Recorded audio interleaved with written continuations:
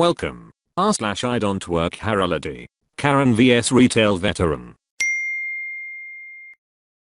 Someone in my friend group keyed me in on this lovely sub after they had a good laugh at some of my stories. Over the years I've grown to loathe people who treat retail employees like garbage, and I go out of my way to make a fool of them. So I'll share one story now. I worked 4 years in retail before switching careers. I went from dealing with people who asked for items based entirely on what the people in said items chimerical were wearing to teaching children. And this is one story that makes me think the children are by far the smarter breed. For a while I worked as a trainer for a very popular cell phone company. I would regularly visit cellular carriers and do events for customers and train employees on relevant new features and items. So I was almost always dressed very well. The most dressed down I ever got was a polo, dress pants and dress shoes, because I wanted to give a good and professional impression. However, my style of dress came with the greatest Karen bait known to man, a silver NAMA tag. Beyond the hundreds of times I was mistaken for an employee while at the stores. This story takes place when I went grocery shopping after work one evening. That should be enough background, so on with the actual story. I had finished up later than usual and was browsing the groceries for the next couple days at a semi-supermarket whose logo is a bullseye. I had a cart with several frozen items my wife loves, some snacks for my son, some dog food for my dog and various other small things to carry me through. I was browsing some spices, debating on if I had enough of a few kinds to make chili, when I hear a faint noise behind me. I squeeze in a bit closer, trying to be sure I'm not blocking the aisle. No sense in being rude, right? A second or two go by and my spider sense begins to tingle. And then, dear reader, I hear the dreaded sound that in the retail worlds is both terrifying and amusing, depending on how far away you're standing. Excuse me?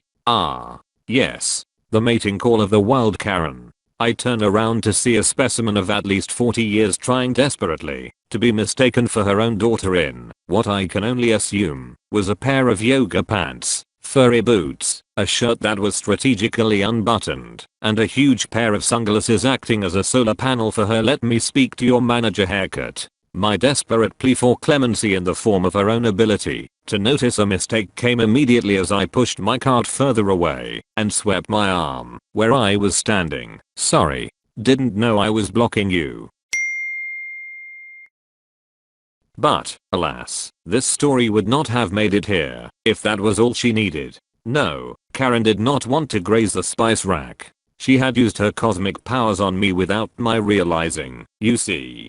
Because now I was no longer shopping for dinner. I had been granted employment. And Karen was not pleased at my performance so far. "No, I need you to help me find some food item I don't want to malign by naming. I'm a smartass by nature, you can tell, and my wife often jokes that I'm paid well to tell people where they can stick it and make them happy to hear it. But these skills are lost on the wild Karen. So is the fact that the store uniform is khakis and a red shirt, while I'm in a blue and white dress shirt, dress pants, and wearing a company logo jacket that doesn't remotely look like I'm employees. I decide to assume she's perhaps dazzled in bright lights without her solar panel glasses guarding her beady eyes, so I smile and politely say, "I'm sorry, I don't work here." Her eyes narrow, now looking like the shining black of a shark, and the games have now begun. "You're wearing a uniform. Don't give me that." Expletive deleted. "You can put up that garbage when you're done doing your job." My eyebrow rises, and in my head I hear the ringside bell. "Okay, Karen. Game on." So in my best I really don't hope you're run over by a stray water buffalo voice and smile I say, "What was it you needed help finding, ma'am?" I see the flinch. I said "ma'am," and she didn't like it. "Don't show weakness now, we've only started." But in the same condescending tone she wails, "I need item. Now show me to it." I nod and pushed my buggy along as I head to the rear of the store. She doesn't look pleased that I'm bringing the buggy, but if she says anything she does so under her breath and I know soon enough she'll have plenty to complain about. So I savor the moment where the only sound is the slap slap of her boots ricocheting off the floor and on the heels of her feet inside. I walk several aisles. After a dozen she starts to huff and puff and I can hear the faintest grumbling about why it was so hidden away and why did she have to walk so far ECT. Not directed at me, but I'm not deaf, so I can hear her childish tantrums just fine. Thank God she can't see the evil smile on my face. Passing the last row of groceries, I hang a left. Passing seasonal, candies, luggage, travel ECT. She's behind me in such a blurry huff of muttering anger. I don't know if she's questioning the marital status of my parents, the life choices that brought her here or both. But she's not happy and it sounds more and more like a car that won't start and less like a person talking to themselves. As we reach the book section I wheel the cart right over and start down an aisle. Now the Karen is really angry. Weather, deleted. Are you going? I'm looking for item. If you're too stupid to find it, then maybe I should be talking to your manager. This is drawing a crowd from the nearby electronics section. My plan is working out better than I'd hoped. I stop in front of the small children's section and grab a thin copy of what's basically Toddler's first spelling book. A few letters playing with a small child on the cover, and a title about learning the first few letters of the alphabet. Perfect. Walking back to the red-faced Karen, I offer the book. I don't say anything. I just extend my arm, showing her the cover. Like most people would, she takes the offered book, looks at it, looks at me and basically growls. What the? Deleted. Is this? Are you deleted? Stupid? Where is your manager? You're absolutely awful. Her wailing has attracted at least 2 employees who seem to recognize the whinny wails of the retail native Karen. One is on a small radio, calling who I assume is the manager, while another is coming our way with that terror in their eyes that only an entitled middle-aged woman with an attitude problem can cause. With a smile I gesture to the book in her hands and say in my absolute best customer service voice, actually ma'am, I thought since you can't tell the deleted difference between a customer and an employee, you must not be able to read. So I figure this book can help.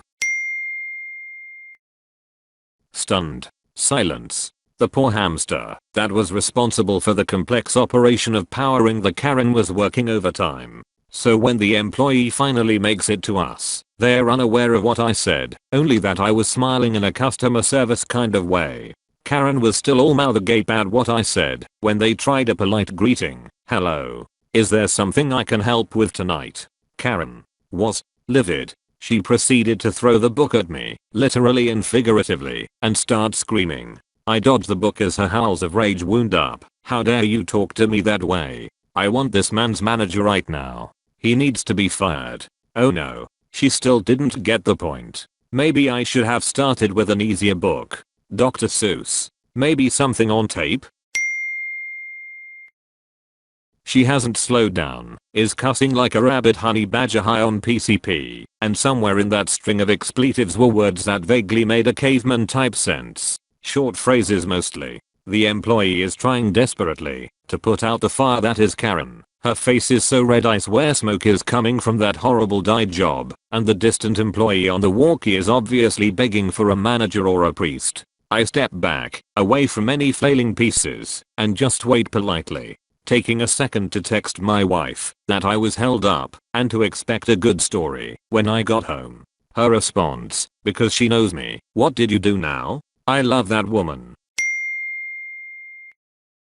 When the manager arrives, they must have been fresh out of priests. The woman is pulled to the side and he speaks to her, trying to calm her down.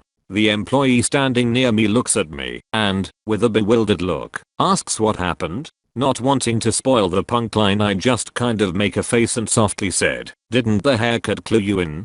Big mistake. The employee chirps with laughter he quickly chokes off. I don't think he expected me to know the dorsal plumage of the wild Karen. But Karen has heard the sound and went from slowly lowering to a shrill string of complaining, back to seething anger. Once again she all but frothed at the mouth.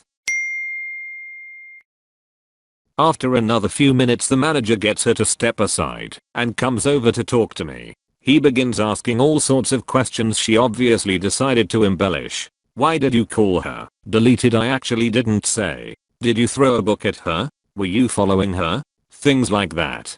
things that could be claimed with only the lowest concept of reality. So, in a pleasant voice I explained how I was shopping, and she demanded I show her where an item was, and refused to accept I didn't work here. This caused the manager to frown as he looked at me. He saw how I was dressed, and I think some light in his eyes actually died.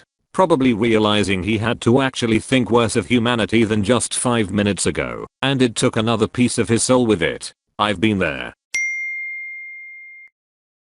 So I smile and nod as I see him reason out that I was basically kidnapped to find something for this woman, and all the tumblers in his mind seemed to fall into place. He must have seen this type of thing often enough to know what happened, or close enough. But I nod and say, since she can't read and might be colorblind, I got her a book on the alphabet instead. I figure if she knew how to read it would fix all her problems. She threw the book at me, cussed like a sailor, and wants you to fire me. Maybe I should have gotten something in crayon. The employee, standing nearby, is done for. He begins to laugh. Hysterically. Full belly laughs that sent him retreating for a door to their back room nearby. Even as he fades from sight, I can still hear the echoes of his laughter. The manager, a seasoned veteran of the retail wars it seems, manages to make his initial chuckle sound like a disapproving grumble at the retreating employee. But the way his face scrunched up, I know full well he found it at least reasonably funny.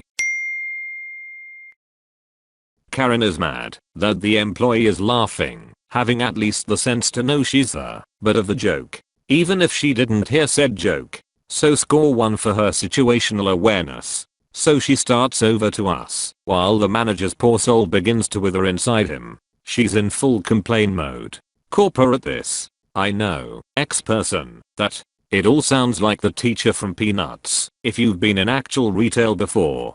Turning with an admirably straight face, the manager holds up a hand and silences her through his weird Karen charming powers. Ma'am, again her right, witches. I'm going to have to ask that you stop harassing other shoppers and keep the volume down. A vein in her forehead begins to leap from the skin and do a little dance as she winds herself up for another tirade. He was the one harassing me. She almost reaches around him, jabbing her 2.99 press-ons at me like the predatory talons she wishes they were.